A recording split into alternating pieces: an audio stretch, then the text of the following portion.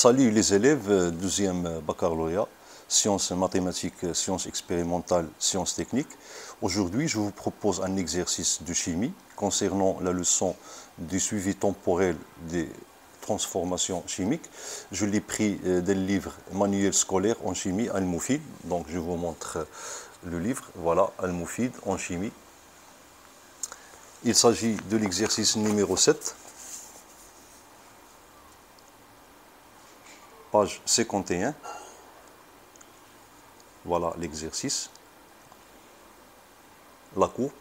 Alors vous devez faire une capture d'écran de cette courbe parce qu'on va s'en servir plus tard. J'ai résumé les données de l'exercice sur cette page. Alors on possède deux solutions. Une solution d'acide oxalique qu'on a obtenue en dissolvant les cristaux de l'acide oxalique hydraté dans un volume V' égal à 100 ml pour obtenir une concentration C1 égale à 60 mmol par litre. La deuxième solution, c'est une solution de dichromate de potassium acidifiée par l'ajout de quelques gouttes d'acide sulfurique concentré de concentration C2 égale à 16,7 mmol par litre. Puis on a préparé un mélange réactionnel en prélevant un volume V1, 50 ml de la solution S1, qu'on a mélangé avec un volume V2 de 50 ml de la solution S2. Donc le volume total de la solution est 100 ml. Dès qu'on a mélangé ces deux solutions, une transformation chimique prend lieu entre les ions dichromate et l'acide oxalique. Les couples redox mis en jeu, voilà le premier couple, le CR2O7- CR3+. Le deuxième couple, CO2 gaz, ça veut dire dioxyde de carbone, et l'acide oxalique. Le suivi temporel, il est effectué par le titrage de CR3+. Et on a représenté sur la courbe que j'ai montrée les variations de la concentration des ions CR3+ en millimol par litre en fonction du temps. La première question, alors c'est très simple, la première question, est de calculer la masse des cristaux d'acide oxalique nécessaires pour obtenir une solution de volume V' égale à 100 ml et une concentration C1 égale à 60 mmol par litre. Ça veut dire la masse qu'on doit dissoudre dans ce volume pour obtenir cette concentration. Bon, la réponse à cette question est simple. Voilà, donc on commence par écrire la formule chimique, la formule ou bien l'expression de la quantité de matière, de la concentration C1 en fonction de la quantité de matière d'acide oxalique qu'on divise par le volume V'. Et on lie la quantité de matière N avec la masse qu'on doit calculer sur grand M. Et on doit faire attention lors du calcul de grand M, on doit tenir compte que les cristaux sont hydratés. Donc ça veut dire lorsque je calcule M de ce composé, donc H2, C2O4, 2H2O. 2H2O. Donc en tenant compte de cette expression et de celle-là, je remplace ici N par petit m sur grand M et j'obtiens petit m égale à la concentration C1 fois la masse molaire de l'acide oxalique hydraté fois le volume V'. Donc j'encadre mon résultat et je passe à l'application numérique. Alors, lorsque je calcule, je trouve M égale à 756 mg. 756 mg. Voilà pour la première question. Alors la deuxième question est la suivante, donc je vais vous la montrer.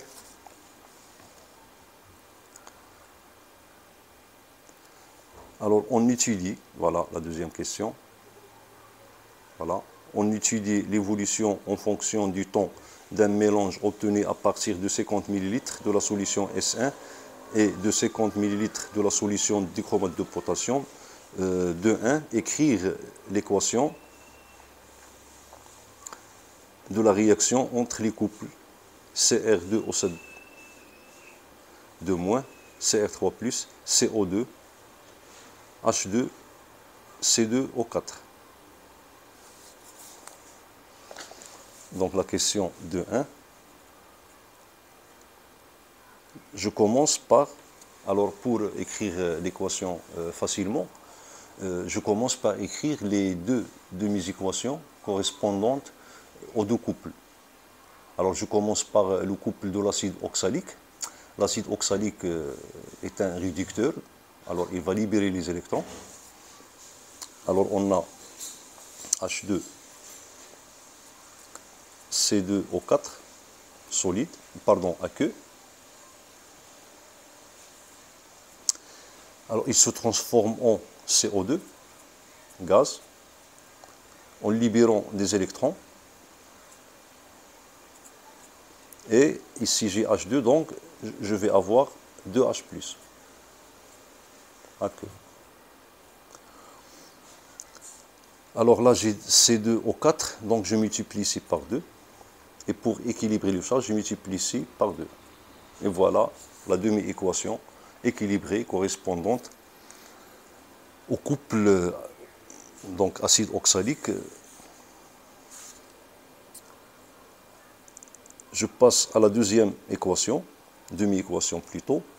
Donc c'est la demi-équation correspondante au couple de dichromate. Donc le dichromate est un réactif, je commence par cette espèce chimique. Et c'est un oxydant, il va capter des électrons. Donc je commence par écrire la formule chimique de dichromate. Alors Cr2O7 2- aqueux. Donc je vais détailler l'écriture de cette demi-équation pour les élèves qui trouvent encore des difficultés à équilibrer de telles équations. Donc c'est un oxydant, donc il va capter un nombre d'électrons. Donc j'écris E- et je laisse ici le vide.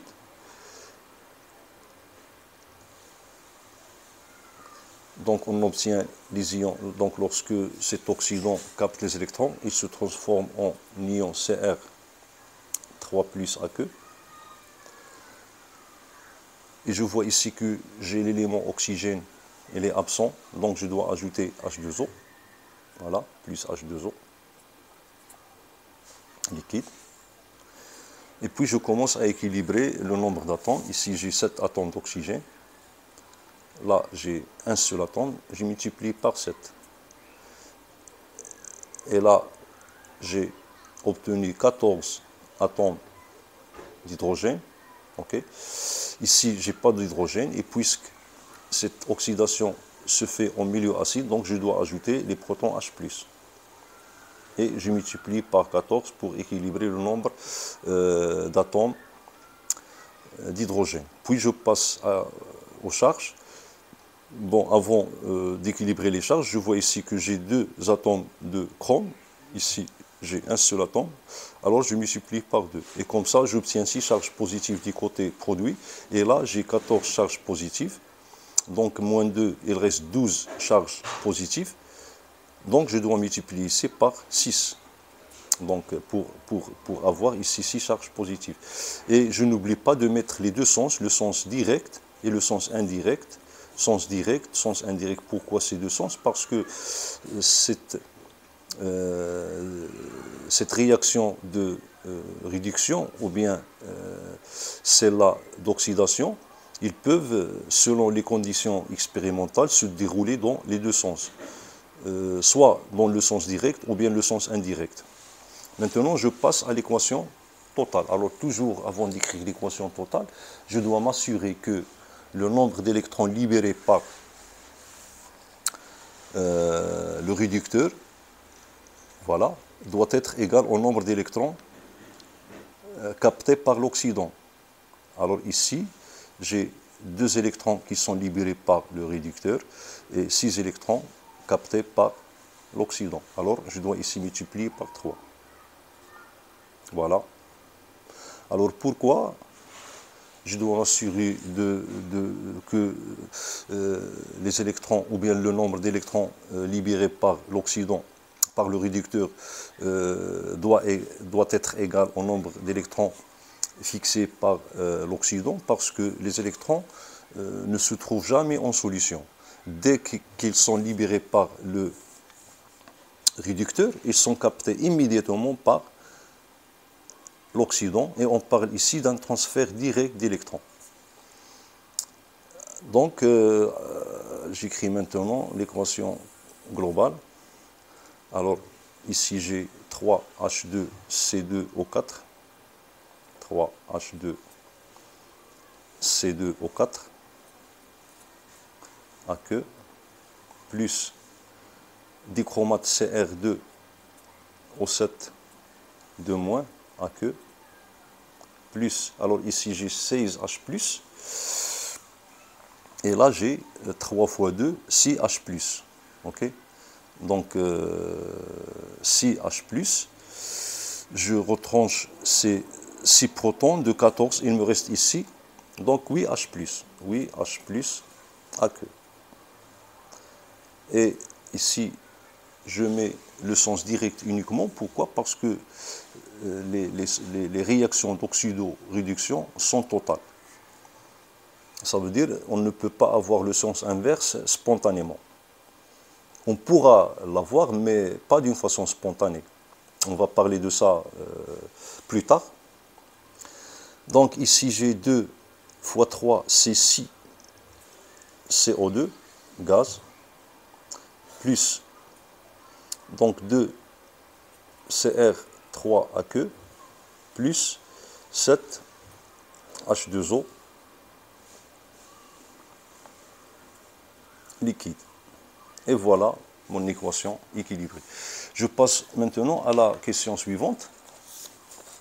Voilà donc la question numéro 2 avant. Alors donc la température, voilà, la température étant maintenue constante, on suit par titrage l'évolution temporelle de la concentration des ions Cr3+ AQ formée au cours de la transformation. On obtient alors la courbe suivante. Alors je vous montre encore une fois la courbe. Ok, donc vous devez, comme j'avais dit, faire une capture d'écran à cette courbe. Voilà. Bon, la question de 2, définir la vitesse volumique V de cette réaction. Okay. Deuxième partie de la question, quelle relation y a-t-il entre la vitesse volumique de la réaction et la dérivée par rapport au temps de la concentration des ions Cr3+. Bon.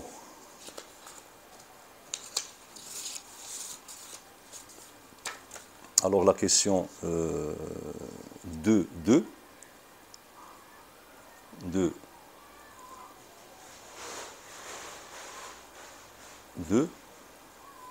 Je dois trouver la relation entre l'avancement x ou bien je dois définir tout d'abord la vitesse de la réaction. Okay. Donc voilà, donc la vitesse volumique de la réaction n'est autre que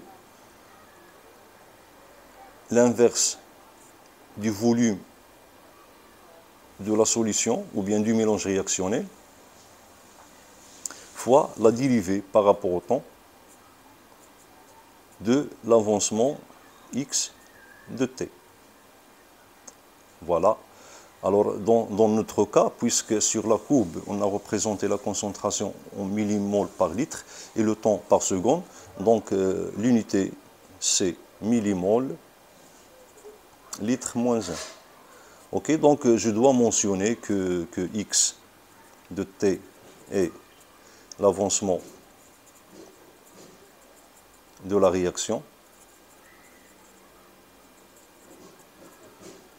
et v, grand V, volume de la solution.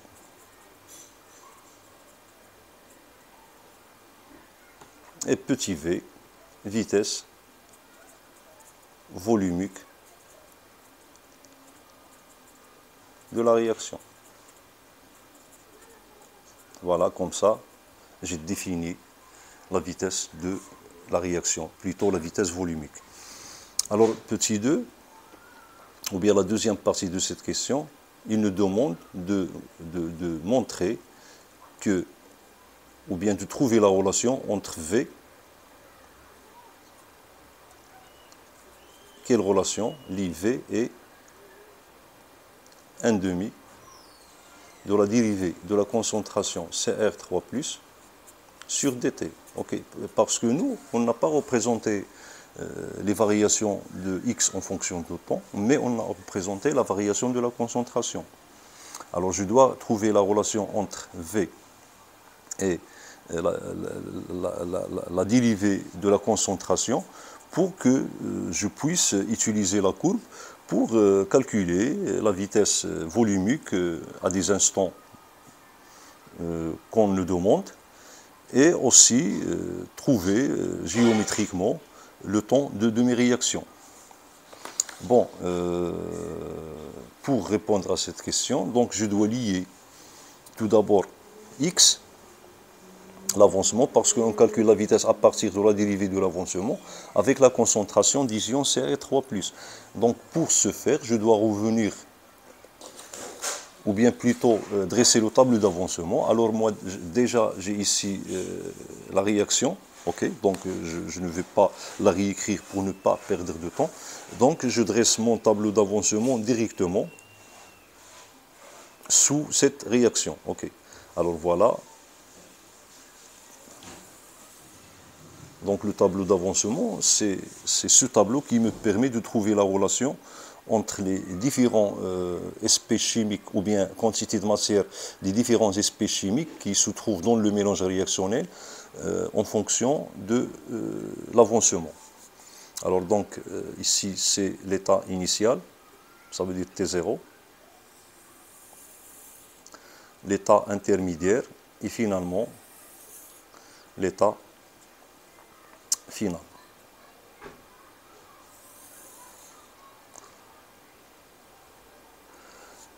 Et je divise ce tableau en des colonnes. Chaque colonne est réservée à une espèce chimique. Voilà, donc je barre ce colonne qui est sous la flèche. Et là, j'obtiens 3 colonnes. Bon, à T égale à 0, la quantité de matière de l'acide oxalique, c'est C1V1. Pour les ions dichromates, C2V2. Alors pour H+, donc je peux mettre en excès, ou bien je peux mettre tout simplement N1. Alors cette quantité de matière ne m'intéresse plus. Okay. Pour le dioxyde de carbone, c'est 0. Parce qu'à T0, il n'y a pas dégagement de CO2. Même chose pour les ions Cr3+. Et l'eau, puisqu'on est en solution aqueuse, alors je mets toujours excès. Même chose là et là. À T intermédiaire, donc on aura la quantité de matière de l'acide oxalique, c'est C1V1 moins 3, okay, 3 fois l'avancement X. Ici, C2V2 moins X. Là, N1 moins 8X. Et là, donc 6X. Là, c'est 2X, okay, pour l'eau, donc en excès. À T final, alors donc C1V1 moins 3X max. C2V2 moins X max. Alors là, N1 moins 8X max. Là, 6X max. Et là, 2X max. Bon, je vois bien que à l'instant T, voilà, à l'instant T, la quantité de matière des ions Cr3+ égale à 2X. Ok, donc voilà, je reviens là et j'écris à T on a la quantité de matière,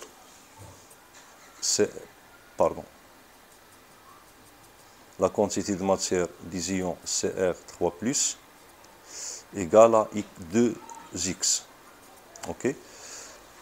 Ça veut dire que x égale à la quantité de matière des ions Cr3+ à l'instant t divisé par 2. Et je divise par le volume, ok, voilà, je divise par le volume V. Même chose ici, le volume du mélange réactionnel. Et je passe au dérivé, voilà, donc je dérive d sur dt. Même chose ici, d sur dt, ok. Alors, on a V est constant, donc je le sors de la dérivée. Donc, j'obtiens 1 sur V fois dx sur dt égale, je sors même chose 2, ok. Je laisse V, pourquoi? Parce que là, j'obtiens 1 demi, ok.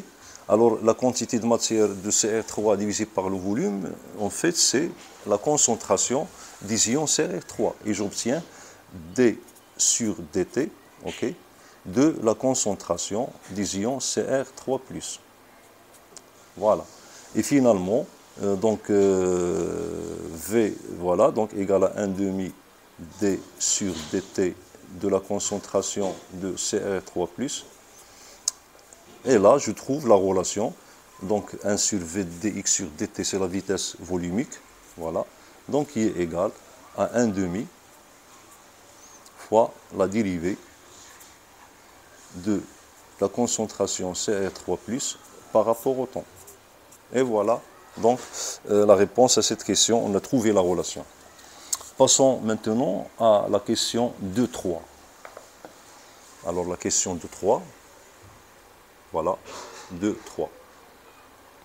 Déterminer cette vitesse aux instants t égale à 0 et t égale à 50 secondes. Donc, pour répondre à cette question, donc, je dois avoir la courbe entre mes mains. Ok, alors donc, voilà, la courbe.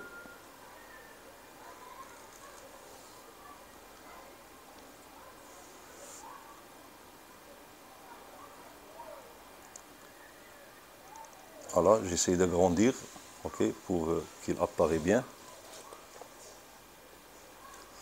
Bon, donc à t égale à 0, sur la courbe, on voit qu'on ne nous a pas donné la tangente à la courbe à t égale à 0. Donc on doit tracer cette tangente à t égale à 0 et la dérivée de la concentration de Cr3+ par rapport au temps à t égale à 0 n'est autre que le coefficient directeur de la tangente à t égale à 0. Ok? Ah, donc, j'ai tracé la courbe qualitativement, ok, pour vous montrer sur le papier. Voilà, j'ai tracé la courbe qualitativement. Voilà, donc je vous montre la méthode sur cette courbe. Voilà. Bon, je commence par tracer la tangente. Alors, la tangente, bien sûr, donc nous n'allons pas la tracer de la même façon, mais les erreurs qu'on va commettre sont approximatives. Ça veut dire qu'on doit trouver des résultats qui sont très proches. Okay? Alors donc je rappelle que la tangente a une courbe, donc elle rencontre cette courbe en un seul point. Alors j'essaye de tracer cette tangente de telle sorte que ma tangente rencontre la courbe. Voilà, donc c'est pas ça, ok. Voilà, donc en un seul point, donc à peu près comme ça, ok. Voilà, la courbe. Donc je vais répondre sur cette feuille. Donc je commence par, donc je vais diminuer l'agrandissement, ok. Voilà.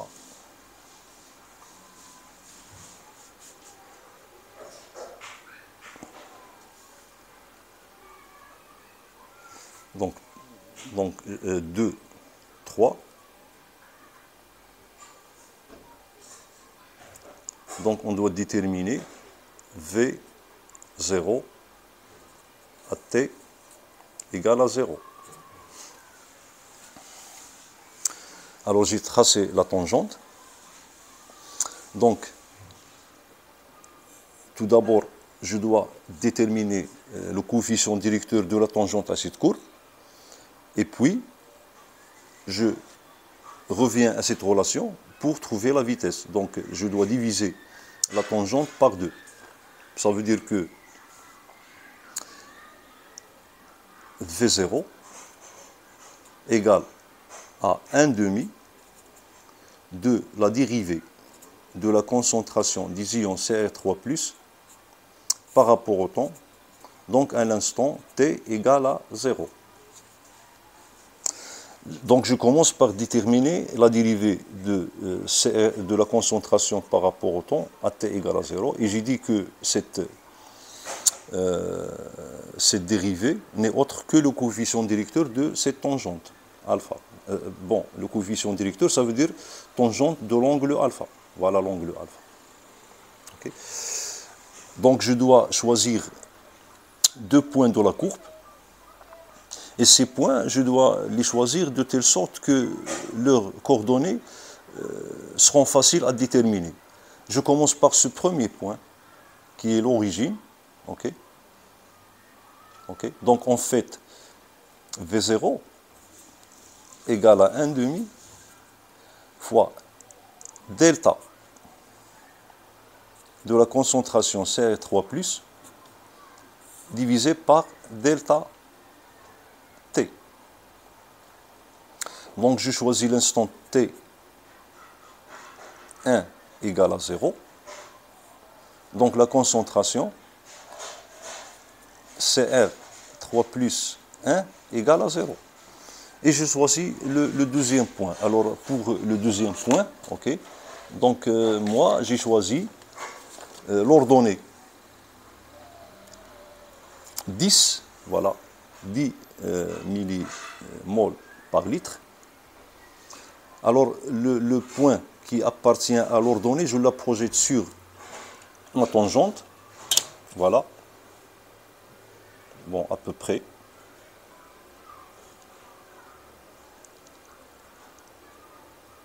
Et puis, le point obtenu sur la courbe, je la projette sur l'axe des abscisses.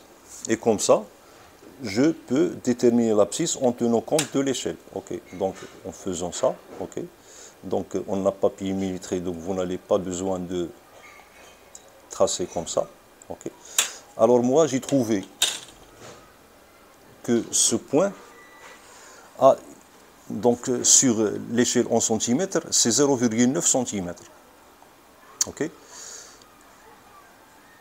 Alors, donc, pour l'instant T2, je vais donner sa valeur après, correspond à la concentration Cr3+, 2, qui est égale à 10 millimoles litre moins 1. D'accord? Bon, ici, 0,9 cm. Et on a, d'après l'échelle, 50 secondes correspond à 1,5 cm. 50 secondes correspond à 1,5 cm. Et pour 0,9, donc, il va correspondre à, à peu près 26,6 secondes. Okay. Donc T2 égale à 26,6 secondes. Et puis, je fais mon calcul, okay, donc V0 égale à la concentration Cr3+, 2 moins la concentration Cr3+, 1 divisé par T2 moins T1. Donc voilà, 0 pour Cr3+, 1 et 0 pour T1. Et tout calcul fait, donc je trouve V0 égale à 0,18, donc 0,18 millimoles litre moins 1 seconde moins 1. Donc mes calculs sont justes. OK? Donc j'ai dit que ce taux d'accroissement ou bien taux de variation n'est autre que la tangente de alpha. Et donc alpha qui est ici, on la trouve là. Voilà, voilà alpha. Et on a tangente alpha, donc égale à voilà, delta de la concentration CR3+, divisé par delta T. Donc ça veut dire égal à donc 1 demi. Voilà, donc cette valeur n'est autre que 1 demi tangente alpha. Et nous, en fait, on calcule tangente alpha. Alpha est appelé, tangente alpha est appelé coefficient directeur de la droite qui est la tangente. Bon, pour deuxième cas, ou bien deuxième partie de cette question, donc on doit calculer V, que je vais noter 1, à T égale à 50 millisecondes. Pardon, 50 secondes. Et vous voyez sur la courbe, on vous a donné une droite. Voilà, donc cette droite-là. Okay. En fait, la tangente à la courbe, au point, à l'instant t égale à 50, voilà, 50 secondes, qui a pour ordonnée 10 millimoles par litre, est parallèle à cette droite. Donc cette droite est donnée pour qu'on trace correctement la tangente à t égale à 50 secondes. Ça veut dire que je dois tracer une tangente comme ça, ok, voilà, qui sera parallèle à cette droite. Et en traçant cette tangente, je trouve qu'il va passer par l'ordonnée, le point qui a pour ordonnée 0 et 5 millimoles par litre, ok. Et il passe par le point ici qui a 50, 10. Alors ici, je n'aurai pas besoin d'avoir recours à l'échelle pour trouver les coordonnées des points que je dois choisir. Donc je vais choisir le point de coordonnée 5, ou bien plutôt 5 qui a pour abscisse 0, et 10 qui a pour abscisse 50. Ok. Donc je vous montre ça sur la figure. Alors normalement la figure, ok. Donc voilà. Lorsque je trace la tangente, je trouve à peu près cette tangente. Voilà. Donc elle passe par 5. Ok. Ça veut dire le point, il passe par le point d'ordonnée 5 et d'abscisse 0. Et on a déjà le point qui appartient à la courbe et appartient en même temps à la tangente, a pour ordonnée 10 et 50, 10 millimoles par litre et 50 millimoles. Donc les points sont choisis automatiquement. Je ne dois pas choisir d'autres points pour perdre du temps ou bien gaspiller du temps. Alors là, donc j'écris, donc je choisis l'instant t prime qui est égal à, j'ai dit 0. 0, ok, voilà. Alors, donc, l'ordonnée, c'est CR3+, donc, que je vais noter prime, ok, qui est égal à 5 millimoles litre moins 1. Et T prime, ou bien T seconde, égale à 50 secondes, donc à pour ordonnée, ça veut dire le point qui a l'abscisse t seconde, 50 secondes, a pour ordonnée CR3+, seconde, qui est égal à 10 millimoles litre moins 1. Ok. Et comme ça, j'écris que V1 égale à 1 demi, donc delta CR3+ divisé par delta T. Et en faisant nos calculs, on trouve que V1 égale donc delta CRC, CR3+ seconde moins CR3+ prime divisé par T seconde moins T prime. Et on trouve donc le résultat suivant, 0,05 millimoles litre moins 1. donc 0,05 millimol par litre.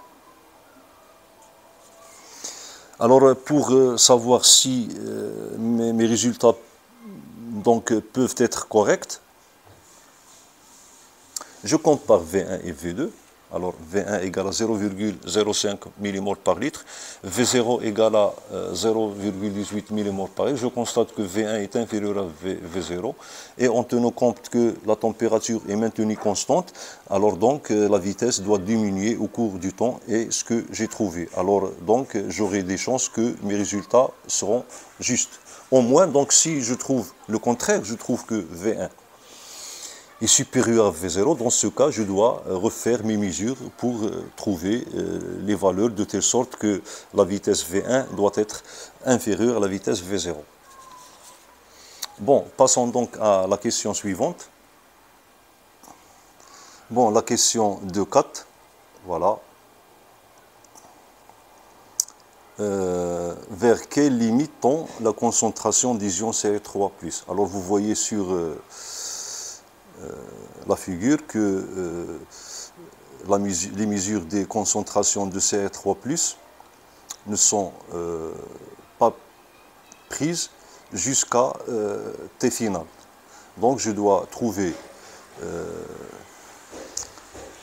cette limite par le calcul. Okay. Donc je vais revenir au tableau d'avancement. Okay. Alors l'état final, T final, donc la concentration ou bien la quantité de matière de Cr3+ égale à 2x max. Donc je dois déterminer x max, ok. Donc en déterminant le réactif limitant, donc on a soit l'acide oxalique est limitant ou bien les ions dichromates. Donc je dois faire le calcul. Ok, bon, voilà. Donc pour commencer, je dois faire deux suppositions. La première supposition, donc on est à la question de 4. De 4.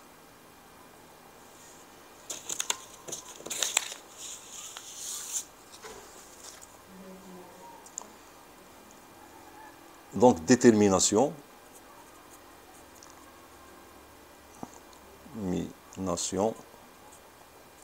De la concentration de Cr3+ finale, qui est égale à, bien sûr, la limite de la concentration Cr3+.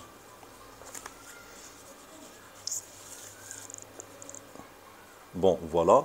Alors, à T final, on a la quantité de matière de Cr3+, ok, c'est 2x max. Ok, donc je divise par le volume pour trouver la concentration. Mais avant, je dois déterminer le réactif limitant. Ok, donc je peux écrire ici détermination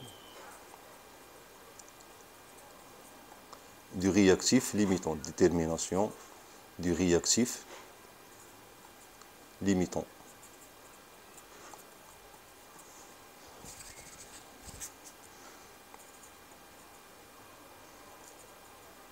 Donc on fait deux suppositions. Première supposition est que, donc on suppose que les ions dichromates Cr2O7 à queue sont limitants, ou bien illimitants, comme réactif, illimitant.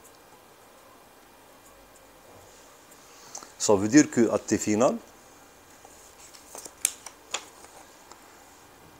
la quantité de matière de Cr2O7 égale à 0.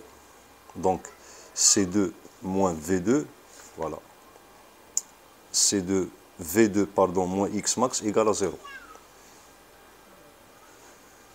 Alors, d'après cette supposition, on a C2 V2 moins X max, donc je vais la noter par X max 1, égale à 0. Ça veut dire que X max 1 égale à C2 V2. Okay, donc en faisant les calculs, on trouve que X max 1 égale à 8,35 fois 10 puissance 4 mol. 8,35 fois 10 puissance moins 4 mol. Voilà, deuxième supposition, on suppose que l'acide oxalique H2C2O4 est limitant.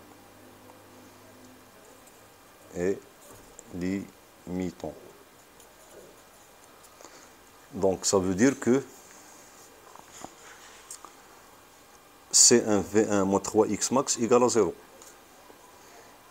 C1V1 moins 3X max, donc je vais la noter par X max 2, égale à 0.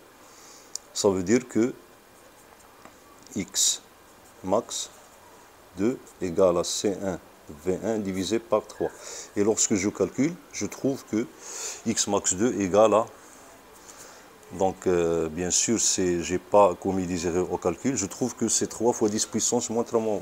3 fois 10 à la puissance moins 3 mol. Okay. Et en comparant X max 2 à X max 1, on trouve que X max 1 est inférieur à X max 2. Donc, le réactif limitant, c'est les ions dichromates. Alors, donc, puisque X max donc 1 est inférieur à X max 2, alors CR2O7 de moins à queue est limitant et X max, ça veut dire l'avancement maximal de la réaction, égale à X max 2, pardon, égale à X max 1, puisque X max 1 est inférieur à X max 2, égale à 8,35 fois 10 à la puissance moins 4 mol. Alors on a déterminé X max, donc je reviens aux tables d'avancement. Donc, alors à T final, on a la quantité de matière des ions CR3+, égale à 2X max. Donc voilà, donc je tourne la page.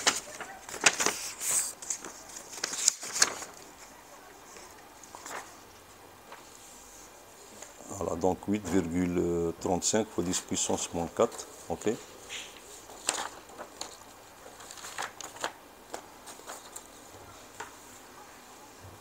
Ainsi,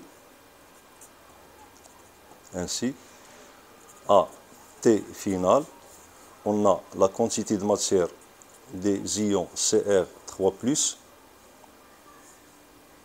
égale à X 2X max. Alors je divise par le volume, ça veut dire que si je divise ici par le volume, je trouve la concentration finale. Voilà, donc CR3+ finale égale à 2X max sur le volume.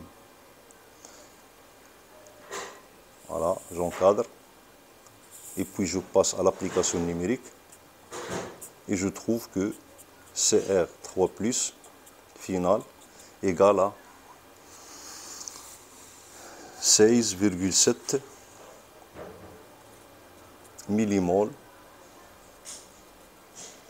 litre moins 1. Donc j'encadre aussi toujours les résultats finaux. Je dois les encadrer. Pour la question suivante, bon, il y a une autre partie de cette question. En déduire le temps de demi-réaction T1,5. Alors je rappelle que le temps de demi-réaction T1,5, c'est le temps nécessaire à l'avancement de la réaction pour qu'il sera égal à la moitié de l'avancement maximal de la réaction. Ok, ça veut dire que, donc la deuxième partie de la question, donc T1 demi correspond à X max sur 2.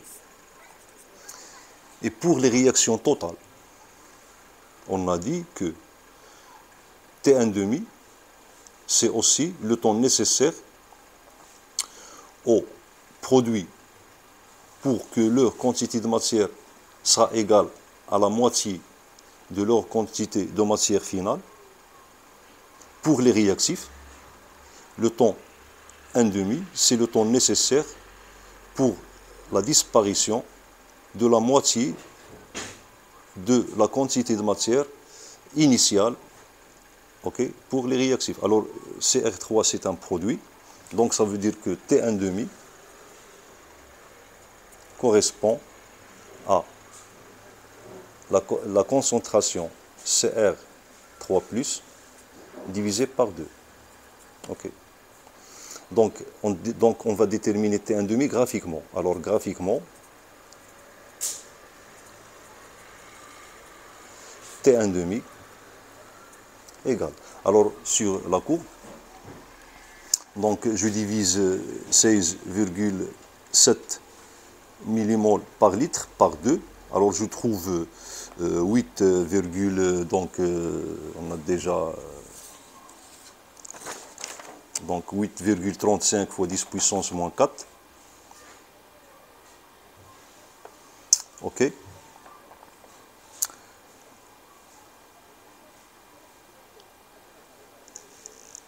C'est donc X que je divise par le volume, donc je trouve 8,35 fois 10 puissance moins 3, parce que ici c'est X max, ok. Donc T1,5, alors 16,7 divisé par 2, ça va donner 8,35 millimoles par litre. Et sur la courbe, donc je cherche l'axe des ordonnées où se trouve 8,35, donc à peu près, elle est voisine de 10, ok. Bon, voilà, je vais vous montrer sur l'autre courbe. Voilà. Donc, je cherche cette courbe où elle est, ok. Bon, je vais montrer sur ce papier. Voilà donc notre courbe. Le repère, voilà la courbe, ok. Donc, je cherche ici 8,35, ok. Voilà, et je dois trouver l'abscisse de ce point, ok. Donc, et ce point, il est proche de 50, parce que ici, on a 10, ok. Donc, je fais cette projection de ce point-là sur l'axe des abscisses, et je trouve T1,5. Alors, je n'ai pas exactement trouvé T1,5, donc il est voisine de 50 secondes.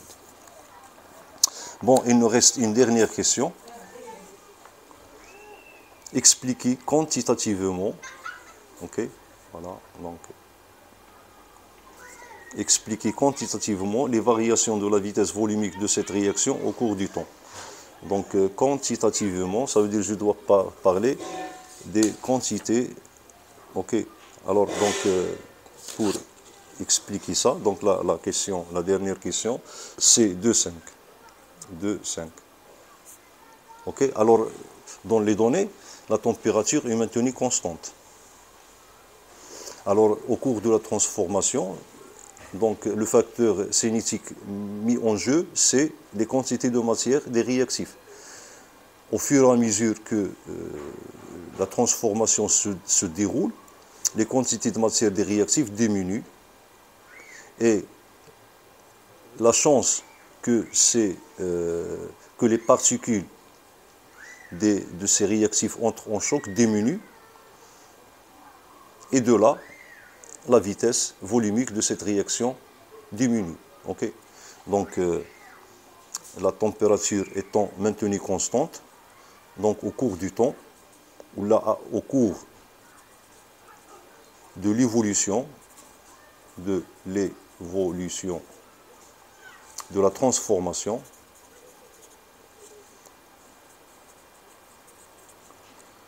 les quantités de matière des réactifs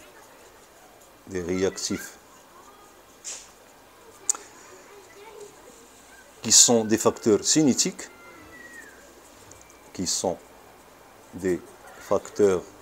cinétiques, diminuent, et de là,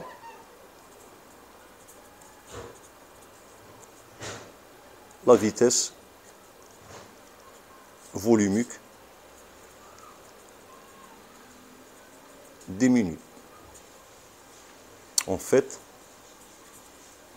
on a déjà calculé deux vitesses, ça veut dire V à l'instant 50 secondes est inférieur à V à l'instant 0 secondes. Et voilà, donc j'espère que j'ai bien détaillé la solution et que vous avez compris. Et à la prochaine, soit leçon ou bien exercice. Merci de votre attention.